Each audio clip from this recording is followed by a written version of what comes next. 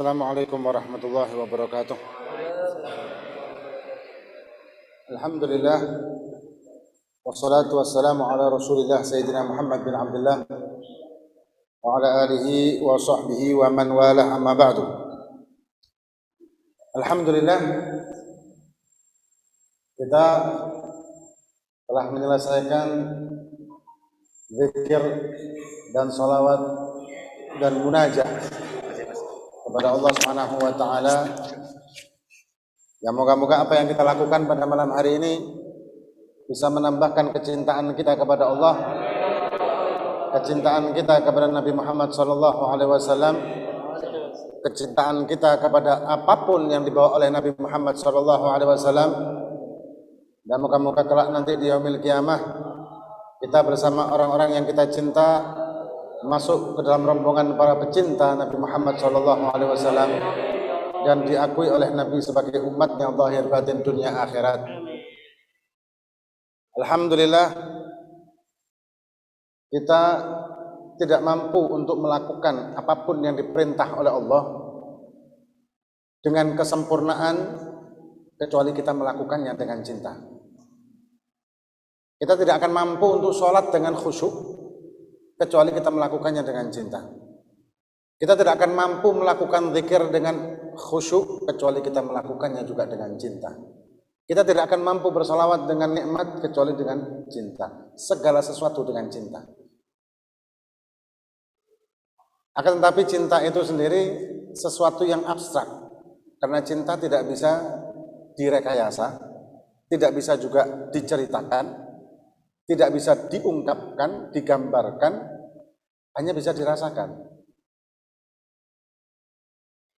Dan antara cinta dengan nafsu mempunyai perbedaan yang setipis benang. Kadang dalam dunia tasawuf, cinta yang benar, cinta yang hak, itu bisa dipengaruhi juga dengan cinta yang tidak benar. Maka orang-orang ahli tasawuf, orang-orang sufi, mereka berusaha dengan mujahadahnya mereka untuk mendapatkan cinta yang benar, bukan lagi cinta yang nafsu. Kita cinta kepada pihak yang di luar kita, dengan kita mencintai diri kita, itu berbeda jauh. Ketika kita mencintai diri kita, maka kita selalu mengharapkan apa yang saya dapatkan. Tapi ketika kita mencintai pihak kedua, maka kita tidak pernah menanyakan apa yang telah saya terima. Orang cinta dengan zikir, orang cinta dengan maulid, orang cinta dengan sholawat karena Nabi Muhammad SAW. Apakah betul 100% cinta sama Nabi? Belum tentu.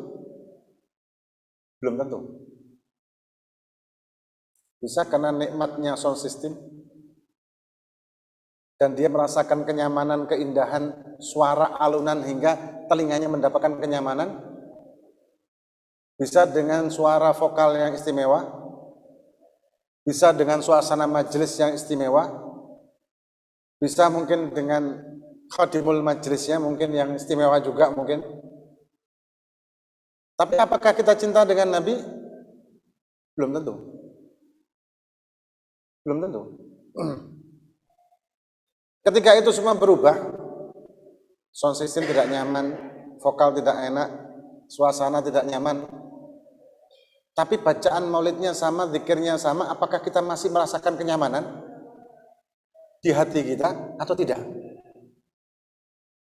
Ketika ternyata kita tidak mendapatkan kenyamanan di hati kita dengan perubahan suasana, berarti sebetulnya diri kita sendiri, bukan cinta sama Nabi. Bukan cinta sama zikir, munajah kepada Allah, bukan. Kita sebetulnya cinta sama diri kita sendiri.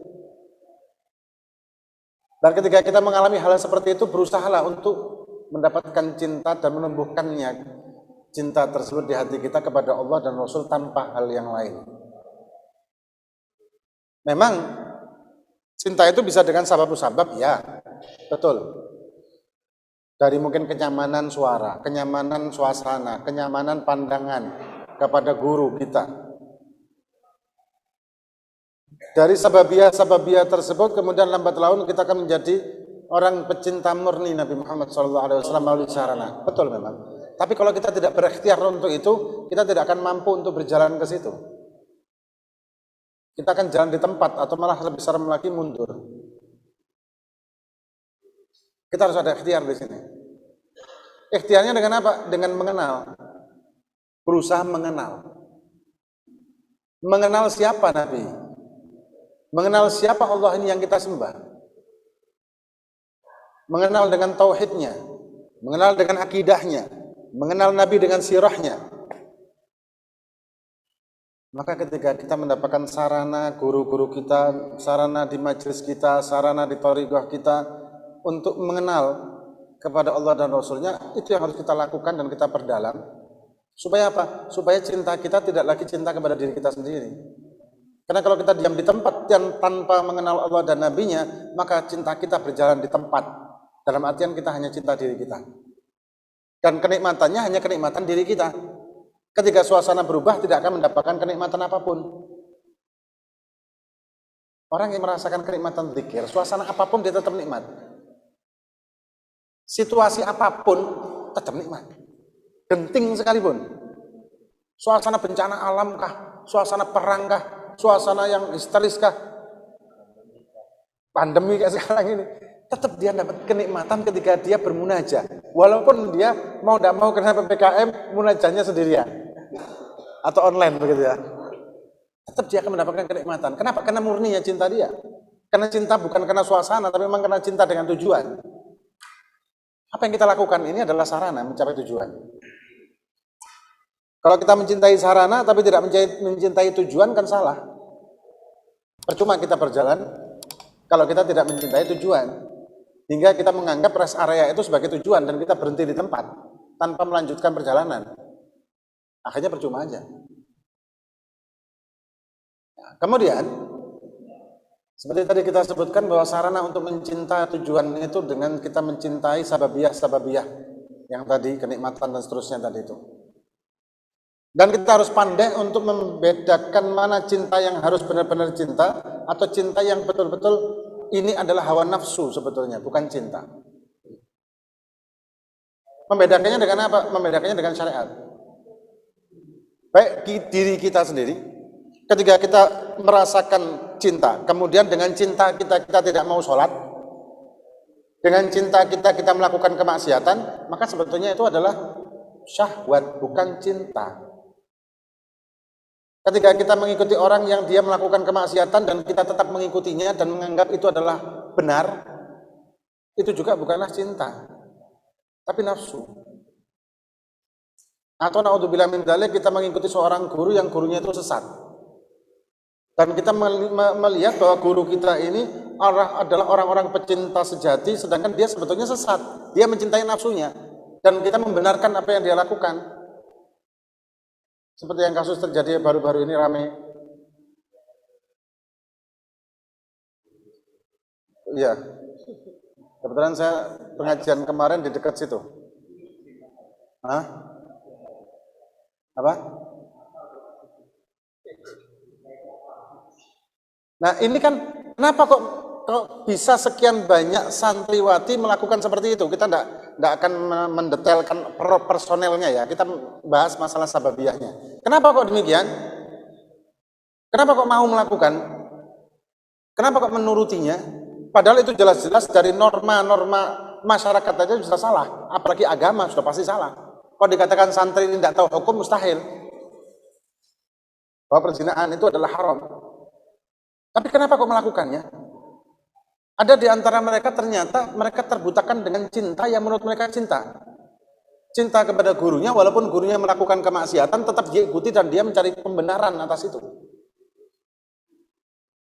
Coba kita lihat guru-guru kita. Dalam hal ini, Syekh Hisham, Syekh Nazim, kemudian guru saya Habib Umar, Habib Ali Jufri, muridnya Habib Umar.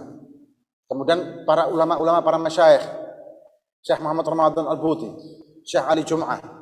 Kemudian, wah itu banyak lah. Coba kita lihat mereka beliau-beliau ini, syariatnya gimana? Istimewa.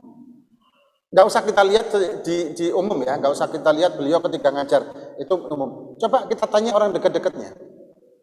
Saya pernah diceritain salah satu orang yang dekat oleh Syekh Hisham, lupa saya namanya waktu itu. Beliau mengamalkan sunnah walaupun dalam keadaan beliau sendirian, bukan dengan orang lain. Beliau betul-betul mengamalkan sunnah, berpegangan dengan syariat. Guru saya Habib Umar juga demikian. Mereka orang-orang yang betul-betul tidak merasa bahwa saya sudah mencapai derajat kewalian, mempunyai derajat kesolehan, mempunyai derajat ma'rifat hingga syariat tidak perlu lagi dilakukan. Beliau tidak seperti itu. Justru semakin ma'rifat, semakin kuat syariatnya. Semakin tinggi derajatnya di sisi Allah, semakin hebat dalam beribadah. Kenapa? Karena mereka mencontoh orang yang mereka cintai, mencontoh sesosok yang beliau cintai amat luar biasa kecintaan kepada Nabi Muhammad. Nabi kita Muhammad SAW sudah maksum, mempunyai kedudukan tinggi, mempunyai kedudukan yang tidak ada bandingannya di antara semua manusia. Tapi beliau masih ibadah, masih melakukan sholat sunnah sampai bengkak kakinya. Beliau mengikuti, beliau ini yang tadi saya ceritakan, para masyayikh kita, para guru-guru kita, mengikuti Nabi Muhammad SAW yang merupakan kecintaan utama daripada makhluk, yaitu pada Nabi Muhammad. Nah, ketika kita ini dibutakan dengan asobiyah, yang akhirnya timbul ghulu, dan itu merupakan salah satu sifat dari hawa nafsu, sifat dari nafsu yang dipengaruhi oleh hawa nafsu, maka kita akan membutakan mata kita, membutakan akal kita, melihat ketika ada orang yang kita anggap sebagai guru melakukan kemaksiatan. Bahkan ketika guru ini tadi, guru KW ini tadi, meminta kita melakukan kemaksiatan, kita akan mentaatinya dengan menganggap inilah pengorbanan dari cinta. Naudzubillah min dzalik. Terus bagaimana supaya kita bisa selamat? Karena tujuan kita adalah Allah dan Rasulnya. Gimana kita supaya selamat dan berhenti di rest area atau malah mundur kembali ke belakang? Kita harus punya mizan, timbangan, punya semacam gimana seseorang yang patut kita ikuti, ulama yang patut dan pantas kita ikuti seperti apa. Karena ulama-ulama, majelis-majelis dan thariqah-thariqah ini sebagai sarana menuju ke tujuan, maka kita harus memizankannya ini dengan tujuan. Kalau ternyata sarana ini tidak sesuai dengan tujuan, ya percuma, karena tidak bakal sampai. Atau bahasa mudahnya, kita mempunyai tujuan, yang tujuan ini ada lumpurnya, ada batu kerikil dan sebagainya. Tapi sarana yang kita pakai adalah sarana kendaraan yang tidak mungkin melewati lumpur. Sedangkan tujuannya harus melewati itu semuanya. Kan mustahil kita melakukan itu dengan sarana ini. Ya kalau gitu tinggalkan, percuma. Ini bahasa logika aja. Kalau tujuannya begini, kemudian ternyata sarana melanggar dari tujuan, ya kita tidak akan pernah sampai ke tujuan. Dan kasus yang kemarin itu sebetulnya bukan kasus pertama loh itu. Kasus-kasus seperti itu marak terjadi. Dan jujur aja, Ana beberapa kali sama teman-teman ya menemukan hal yang seperti ini. Model-model seperti itu. Ya naudzubillah, kenapa? Ya karena itu tadi terbutakan dengan cinta yang salah. Dan jangan sampai kita orang-orang yang berusaha menempatkan posisi sebagai pecinta Allah, pecinta Nabi, ternyata posisi kita cintanya salah. Kita hanya cinta kepada diri kita sendiri atau cinta kepada asobiyah kita sendiri, hingga tidak pernah sampai kita ke tujuan. Sangat disayangkan. Naudzubillah min dzalik. Moga-moga kita semua dipimpin oleh para guru-guru kita, para masyayikh kita, berjalan menuju cinta Allah dan cinta Nabi Muhammad SAW dengan benar, dan moga-moga kita tetap diakui oleh Nabi sebagai umatnya zahir batin dunia dan akhirat, dan moga-moga kita semua yang hadir dan keluarga kita semuanya yang kita cinta bersama-sama para masyayikh kita menghadap kepada Nabi Muhammad SAW di yaumul qiyamah, dan kita dipandang dengan pandangan mahabbah, dengan pandangan cinta oleh Nabi, dan kita diakui sebagai umatnya zahir batin dunia dan akhirat. Adam aku lakum wa lakum. Assalamualaikum warahmatullahi wabarakatuh.